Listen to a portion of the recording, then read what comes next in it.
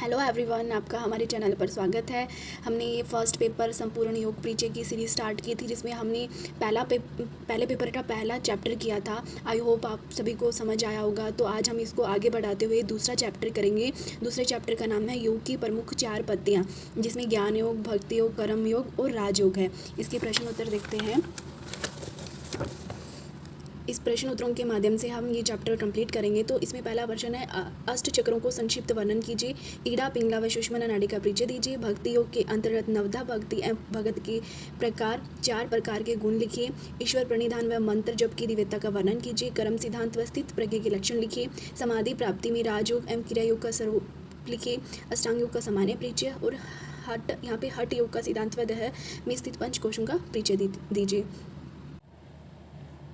अब हम करेंगे अष्टांग योग। अष्टांग योग क्या है? तो कलेशों से मुक्ति पाने और चित्त को समाहित करने के लिए योग 8 अंगों का अभ्यास करना आवश्यक है। तो इसमें 8 अंग कौन कौन से? यम, नियम, आसन, प्राणायाम, प्रत्याहार, धारणा, ध्यान और समाधि। यम क्या है? यम का अर्थ है संयम, और यम के भी आगे 5 भाग है। अहिंसा, सत्य, असत्य, ब्रह्मचर्य, अपरिग्रह। नियम का अर्थ क्या होता है? अनुशासन। इसके नियम भी है 5: सोच, संतोष, तप, स्वाध्याय, ईश्वर प्रणिधान। और आसन में क्या होता है? स्थिरता और सुखपूर्वक एक ही स्थिति में बहुत देर तक बैठने का नाम क्या है? आसन है। प्राणायाम क्या है? श्वास प्रश्वास की गति के विच्छेद का नाम ही प्राणायाम है। प्रत्याहार इंद्रियों को रूप, रस आदि अपने अपने विषयों से हटाकर अंतर्मुखी करने का नाम प्रत्याहार है। धारणा क्या है? चित्त का नाभि चक्र, आज्ञा चक्र आदि किसी स्थान में स्थिर कर देना धारणा है। ध्यान क्या है? किसी स्थान में ध्येय वस्तु का ज्ञान जब तक प्रवाह में संलग्न होता है उसे ध्यान कहते हैं। फिर है समाधि, जब ध्यान से ही ध्येय के आकार में भाषित हो जाए, मतलब भास हो जाए। जो ध्यान लगाते हैं, जिस चीज़ पर ध्यान लगाते हैं उसमें क्या हो? भास हो जाए, उसमें ही लीन हो जाए और उसमें अपने स्वरूप को छोड़ दे, तो वही क्या है? समाधि है। अष्टांग योग क्या है? हमारे कलेशों से मुक्ति के लिए और हमारे चित्त को स्थिर करने के लिए, समाहित करने के लिए 8 चरणों से होकर गुजरना पड़ता है, जिसमें 8 में पहला है यम, नियम, आसन, प्राणायाम, प्रत्याहार, धारणा, ध्यान, समाधि। यम क्या है? संयम है, अर्थात हम अच्छे कार्यों की ओर अग्रसर होना ही यम है। नियम, जो हम काम कर रहे हैं उसमें अनुशासन क्या है? नियम है। यम भी 5 है, नियम भी 5 है। आसन क्या है? कोई भी सुखपूर्वक स्थिति में बैठना ही क्या है? आसन है। प्राणायाम क्या है? श्वास प्रश्वास की गति में विच्छेद ही प्राणायाम है। प्रत्याहार क्या है? जो हमारी इंद्रियां हैं, जो उसको बाहर की ओर से हटाकर हमें अंतर्मुखी करना ही प्रत्याहार है। धारणा है किसी एक बिंदु को स्थित हो जाना, स्थिर करना, या वो नाभि चक्र है या आज्ञा चक्र है। और जो हम स्थिर करते हैं बिंदु को, उस पर ही मतलब ध्यान एक प्रवाह में चलते रहना ही ध्यान है। और ध्यान का ध्येय में भास हो जाना ही और अपने स्वरूप को छोड़ दे, वही समाधि है। ये है अष्टांग योग। योग शास्त्र के 4 व्यूह। 4 व्यूह कौन कौन से? पहला संसार, संसार हेतु, मोक्ष, मोक्षा, उपाय। ये 2 टॉपिक है जो पिछले चैप्टर के है, जो पीछे कल स्किप हो गए थे, तो आज इसकी वीडियो बनाई है। उसमें था योग शास्त्र के 4 व्यूह। कौन कौन से? संसार, संसार हेतु, मोक्ष और मोक्ष, उपाय क्या है। संसार का मतलब दुख में संसार है। संसार क्या है? दुख में है। और उस दुख का कारण क्या है? प्रकृति का संयोग ही उसका कारण है। मोक्ष क्या है? प्रकृति के संयोग की आत्यंतिक निवृत्ति ही मोक्ष है। और मोक्ष का उपाय क्या है? सम्यक दर्शन या विवेक ख्याति। कितने हैं 4 व्यूह योग शास्त्र के? 4 हैं। संसार, संसार हेतु, मोक्ष, मोक्ष के उपाय। अब है योग दर्शन में ईश्वर क्या है, ईश्वर के बारे में बताया गया है। तो योग दर्शन में 24वां सूत्र है पहले अध्याय का, उसमें 4 अध्याय है। उसमें पहला सूत्र है कलेश कर्म विपाक आशय प्रामष्ट पुरुष विशेष ईश्वर। अर्थात मतलब कलेश है, कर्म है, विपाक है, आशय है, अपरामष्ट है। क्लेश कितने होते हैं? 5 होते हैं। पहला है अविद्या, अस्मिता, राग, द्वेष, अभिनिवेश। समस्त क्लेशों की जननी क्या है? अविद्या। कर्म क्या होते हैं? सकाम कर्म और निष्काम कर्म। विपाक क्या होता है? कर्मों का फल क्या है, विपाक है। आशय क्या होता है, भोग, वासना, इच्छा। अपरामर्श का अर्थ है जो इन सभी से संबंधित नहीं है, मतलब जो इन चीज़ों से ऊपर है, जो पुरुष है जो इन चीज़ों से संबंधित नहीं है, इनसे भी ऊपर है, वो क्या है, ईश्वर है।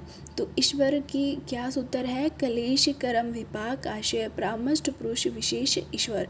जो इन सभी से ऊपर है वही क्या है, ईश्वर है। फिर दूसरा सूत्र आता है 27वां सूत्र पहले अध्याय का है, तस्य वाचक प्रणव।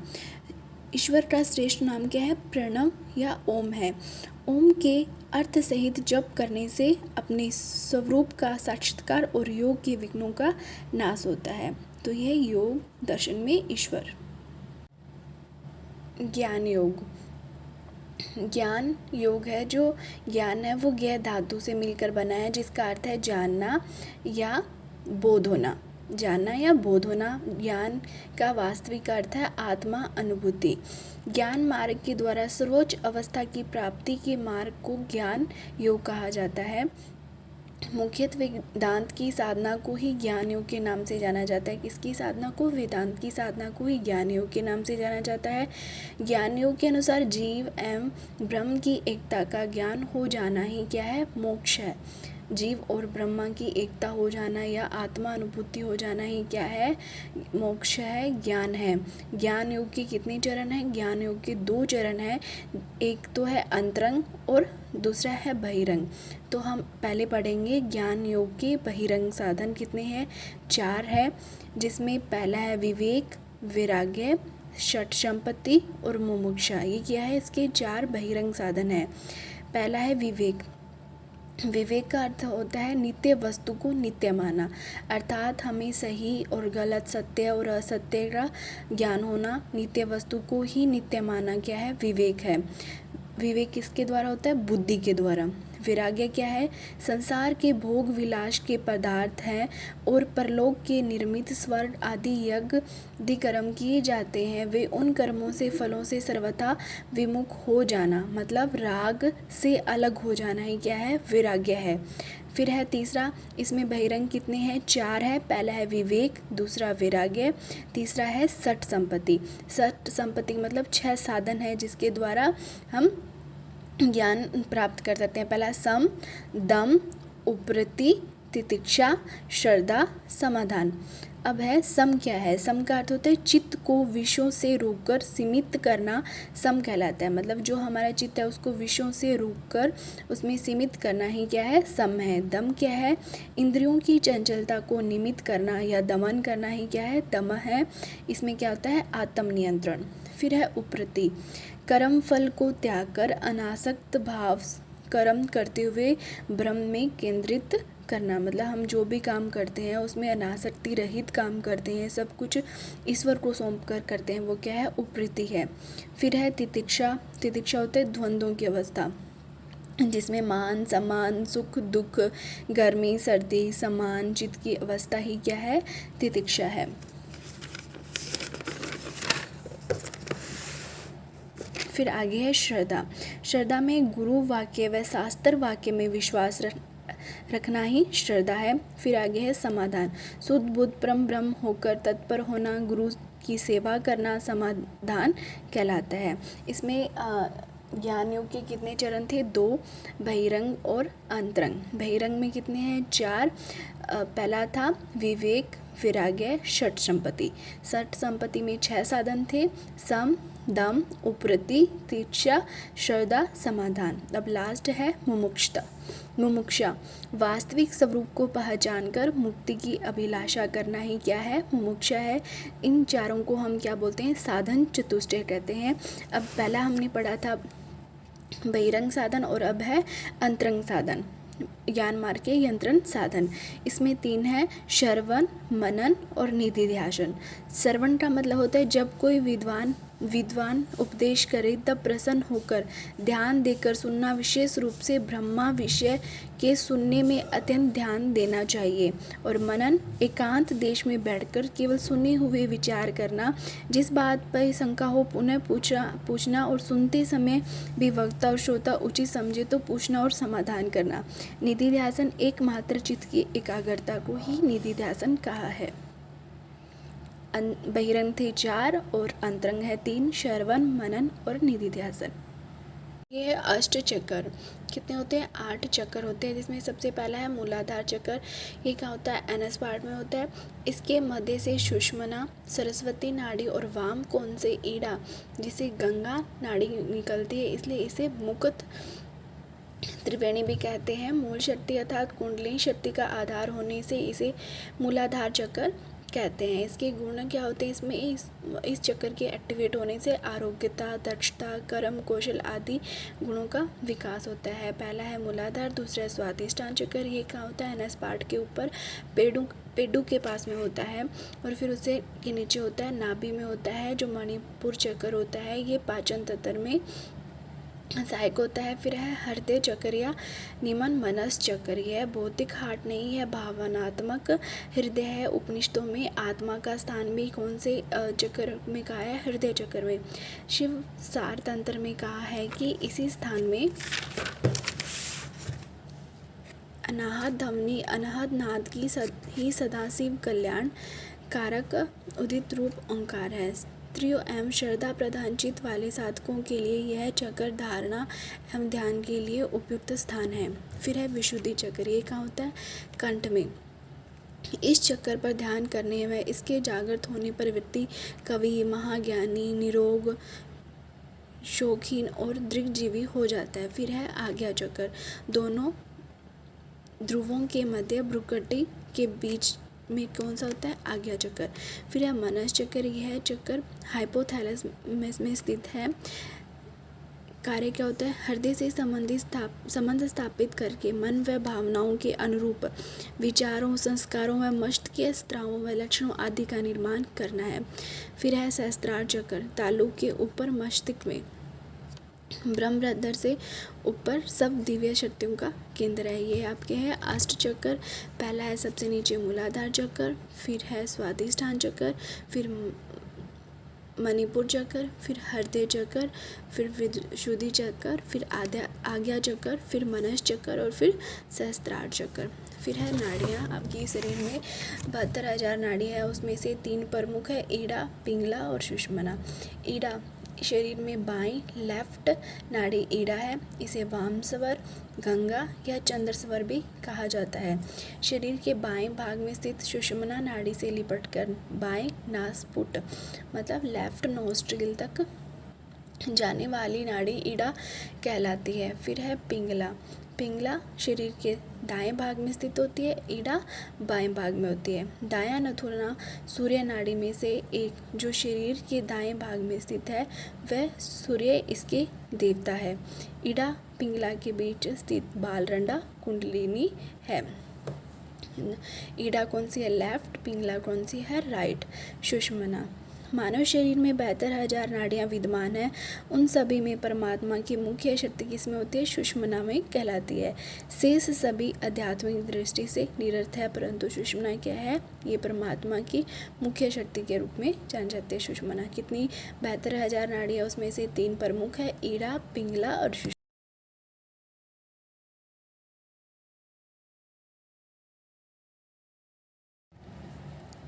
भक्ति योग। भक्ति योग का अर्थ है भजना। नारद भक्ति सूत्र के अनुसार 9 प्रकार की भक्ति है, जिसे नवधा भक्ति कहते हैं। भक्ति प्रेम रूपाच कितने प्रकार की है? नारद भक्ति सूत्र में 9 प्रकार की है, जिसमें श्रवण, कीर्तन, स्मरण, पाद सेवन, अर्चन, वंदन, दास्य, संख्या भाव और आत्म निवेदन। श्रवण क्या है? ईश्वर की महिमा, स्तुति, गुणगान करना ही श्रवण है। कीर्तन ईश्वर के गुण, चरित्र, नाम, पराक्रम, शक्ति, महिमा आदि का कीर्तन करना। स्मरण निरंतर अनन्य भाव से ईश्वर के महात्म और उसकी शक्तियों को मन में धारण करते हुए हर्षित होना स्मरण है। पाद सेवन मतलब ईश्वर के या गुरु के चरणों में बैठकर उनकी सेवा करना पाद सेवन है। अर्चनम मन, वचन और कर्म की पवित्र सामग्री के द्वारा ईश्वर की पूजा करना ही अर्चन है। वंदन माता पिता, गुरु, आचार्य, विद्वजन, योगी व सज्जनों को ईश्वर का मूर्त साक्षात्कार मानकर पवित्र हृदय से उनको प्रणाम करना उनकी सेवा करना तथा उनका प्रियाचर करना ही ईश्वर का वंदन है। फिर है दास्यम, मतलब एक दास के रूप में सेवा करना, दास के रूप में मानना। संसार में जितनी भी वस्तु, व्यक्ति आदि ऐश्वर्य है, उनका सब स्वामी कौन है? ईश्वर है। और उनका ईश्वर को मान के परम श्रद्धा के साथ अपने आप को ईश्वर का सेवक मानकर त्याग भाव से सेवा करना दास्य भाव है। फिर आगे है संख्या भाव। ईश्वर को अपना परम मित्र, ईश्वर को अपना परम मित्र समझकर अपना सर्वस्व उसे समर्पण कर देना तथा सच्चे भाव से अपने समस्त कर्मों का निवेदन कर देना ही संख्या भाव है। मतलब ईश्वर को अपना मित्र के रूप में मानकर उनका वंदन करना, आत्मनिवेदन, ईश्वर की भक्ति विशेष से युक्त होकर अपने आप सदा के लिए उसके चरणों में समर्पित कर देना तथा अपनी स्वतंत्र संतान रखना ही आत्मनिवेदन है। जो भी हम कर रहे हैं वो सब कुछ सौंपना, किसे? ईश्वर को सौंप कर काम करना ही आत्मनिवेदन है। फिर है भगत के गुण। भगत कितने प्रकार के होते हैं? 4 प्रकार के भगत बताए हैं। पहला है आर्त, दूसरा है अर्थार्थी, तीसरा है जिज्ञासु और चौथा है ज्ञानी। आर्त भक्त वे होते हैं जो किसी दुख आए तभी भगवान को याद करे, वो आर्त भगत होते हैं। अर्थार्थी जो अर्थ को चाहने वाला, मतलब कोई इच्छा हो, कोई लोभ हो, उसके मतलब अर्थ के लिए जो भगवान को याद करे वो अर्थार्थी है। जिज्ञासु जो सिर्फ जानने के लिए ईश्वर को करे वो जिज्ञासु है। ज्ञानी जो ज्ञान के लिए, बोध के लिए, आत्मानुभूति के लिए जो है वो ज्ञानी भगत है। और इस सर्वश्रेष्ठ कौन सा होता है भगत? ज्ञानी भगत ही सर्वश्रेष्ठ होता है। तो भक्ति का अर्थ होता है भजना। और नारद भक्ति सूत्र में 9 प्रकार की भक्ति बताई जिसे नवदा भक्ति कहते हैं।